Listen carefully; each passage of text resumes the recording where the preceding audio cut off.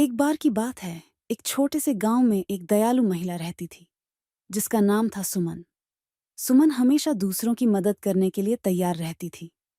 वह गरीबों को खाना देती, बीमारों का ख्याल रखती और जरूरतमंदों को सहारा देती। एक दिन सुमन ने एक भूखा बच्चा देखा जो सड़कों पर भटक रहा था। उसने तुरंत उसे अपने घर बुलाया, उसे खाना दिया और उसके लिए एक गर्म चादर लाकर दी। बच्चा बहुत खुश हुआ और उसने सुमन को धन्यवाद कहा। कुछ महीने बाद गांव में एक भयंकर तूफान आया।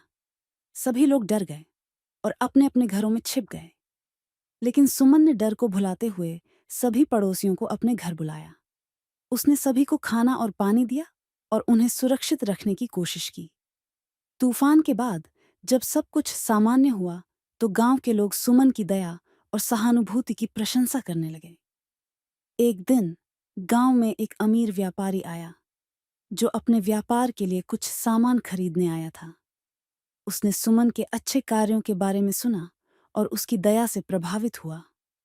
व्यापारी ने सुमन से कहा, मैं तुम्हारी मदद करना चाहता हूँ। मैं तुम्हें एक छोटा सा व्यापार शुरू करने के लिए पैसे दूंगा ताकि तुम और अधिक लोगों की मदद कर सको। सुमन ने धन स्वीकार किया और एक छोटे से खान पान के व्यवसाय की शुरुआत की। धीरे धीरे उसका व्यवसाय फलने फूलने लगा। सुमन ने अपनी सफलता को कभी नहीं भुलाया और हमेशा अपने द्वारा कमाए गए धन का एक हिस्सा जरूरतमंदों में बांटती रही।